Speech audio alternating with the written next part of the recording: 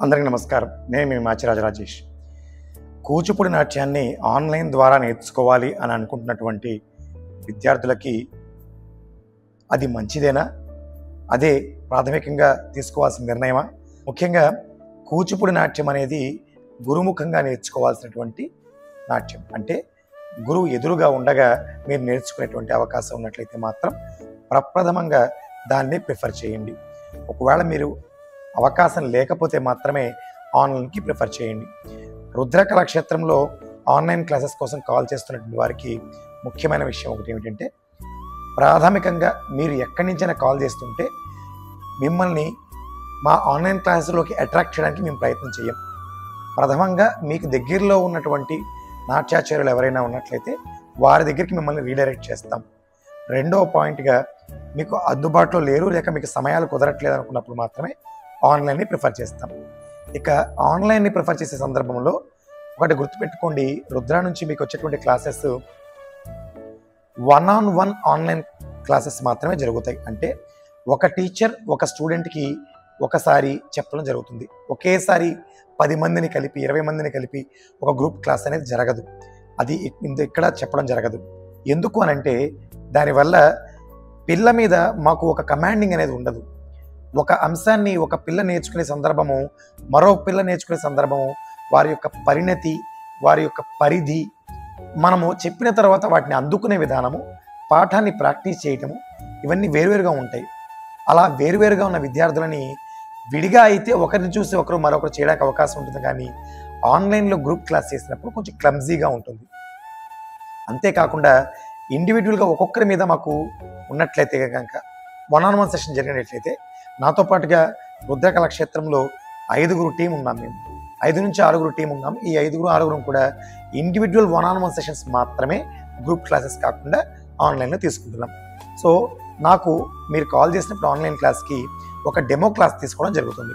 ఆ డెమో క్లాస్లో నాట్యం నేర్చుకోవాలి అనుకుంటున్నటువంటి ఆ విద్యార్థి యొక్క పరిధి ఎలా ఉంది, అప్పటి వరకు ఏమైనా నేర్చుకున్నారా, నేర్చుకోవడం మొదలు పెట్టారా, ఎలా ఉందనేది నాకు అర్థమయ్యేందుకు ఒక డెమో క్లాస్ తీసుకుంటాం. ఏదో ఒక యూట్యూబ్ వీడియో చూసో లేక మా వెబ్సైట్లో చూసో ఎక్కడో ఒకటి చూసి మీరు మా దగ్గరికి వస్తారు. వచ్చిన వెంటనే క్లాస్ స్టార్ట్ చేయడం కాదు, కానీ మేము ఎలా చెప్తామో, మా ఆలోచన విధానం ఏంటి, క్లారిటీ కూడా మీకు క్లారిటీ రావాలి.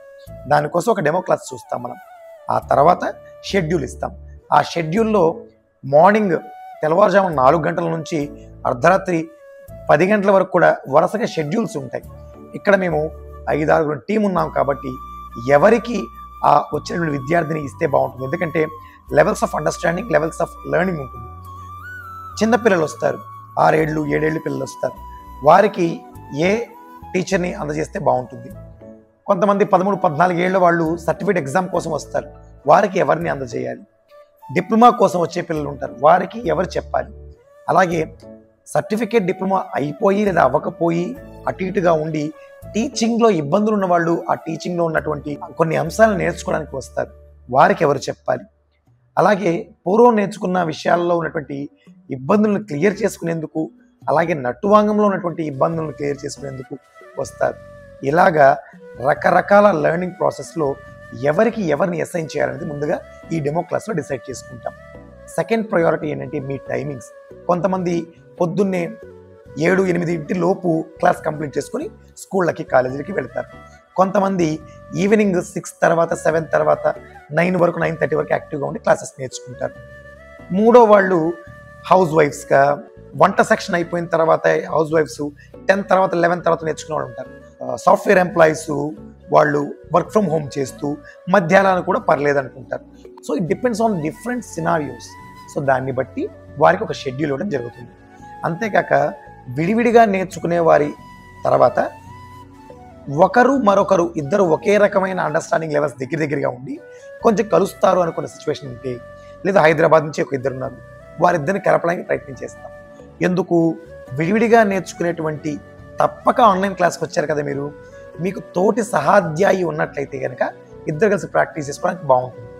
మొన్న ఈ మధ్య మాచర్ల నుంచి 2 జాయిన్ అయ్యారు, విడివిడిగా జాయిన్ అయ్యారు. వారిద్దరిని కలిపి తీసుకోవడం ప్రారంభించాం. అప్పుడేమవుతుంది, ఇద్దరికి కొంచెం టైం ఎక్కువగా తీసుకోవడానికి మాకు అవకాశం ఉంటుంది. లోకల్ వాళ్ళు కాబట్టి ఎప్పుడైనా కుదిరినప్పుడు సరదాగా ఇద్దరు కలిసి ప్రాక్టీస్ చేయడానికి బాగుంటుంది. మీరు ఇంట్రెస్ట్ ఉన్న వాళ్ళు నాకు కాల్ చేయండి, ఇబ్బంది ఏం లేదు. లేదా మా వెబ్సైట్లో మీరు చెక్ చేయొచ్చు. మా వెబ్సైట్స్ లింక్స్ కింద ఇస్తాను మీకు. www.rudras.org అనేది నా వెబ్సైట్, మన రుద్ర కళాక్షేత్రం వెబ్సైట్. అలాగే నా కాంటాక్ట్ నెంబర్ మీరు తీసుకున్నట్లయితే 9182685890, ఇది నా కాంటాక్ట్ నెంబర్. అలాగే ఈ క్లాసెస్ని షెడ్యూల్ చేయడంలో మా మిస్సెస్ కూడా సపోర్ట్ చేస్తారు. ఆవిడ నెంబరు 903000888020. ఇలా మీరు మీ పరిధిలో ఏం నేర్చుకోవాలనుకుంటున్నారో మాకు చెప్పినట్లయితే మీకు ఎంత మంచి సబ్జెక్ట్ మీకు ఇవ్వడానికి మాకు అవకాశం ఉందో అది మేము చెక్ చేసుకుని ఇవ్వడం జరుగుతుంది. మాకు కాల్ చేసిన ప్రతి ఒక్కరికి మా దగ్గరే నేర్చుకోమని అయితే మేము చెప్పము. ఎందుకంటే మీకు ఏది మంచిదో అది మాత్రమే మీకు సజెస్ట్ చేస్తాం. మా దగ్గర నటువాంగా నేర్చుకుంటున్నవారు కానీ మా పరిధిలో తెలిసిన డ్యాన్స్ టీచర్లు మీ దగ్గరలో ఎవరైనా ఉన్నట్లయితే వారికి మిమ్మల్ని రిఫర్ చేస్తాం. మీ భవిష్యత్తులో నాట్యం ఇంకొంచెం ముందుకు వెళ్ళడానికి ఏది ఉపయుక్తం అవుతుందో అది మాత్రమే సజెషన్గా మీకు ఇవ్వబడుతుంది తప్ప వచ్చిన ప్రతి ఒక్కరిని మా దగ్గర తీసుకురమ్మని కానీ క్లాసెస్కి మా దగ్గరే చేయాలని కానీ ఉండదు. అలాగే వేరే వేరే డ్యాన్స్ టీచర్ల దగ్గర నేర్చుకుని వచ్చేవాళ్ళు ఉంటారు. ఒకటి గుర్తుపెట్టుకోండి, గురువులను వెంటనే మార్చకండి. మీరు గమనించుకోండి. మెల్లగా మీకు ఏదైనా ఇబ్బందులు ఉన్నట్లయితే ఒకసారి మాట్లాడుకొని గురు శిష్య పరంపరని కొనసాగించండి. ఒకవేళ నిజంగా ఇబ్బంది ఉన్నట్లయితే మీరు మాకు కాల్ చేసినప్పుడు మభ్య పెట్టకుండా మీకు అక్కడ జరిగిన ఇబ్బందులు ఏంటో స్పష్టంగా చెప్పండి.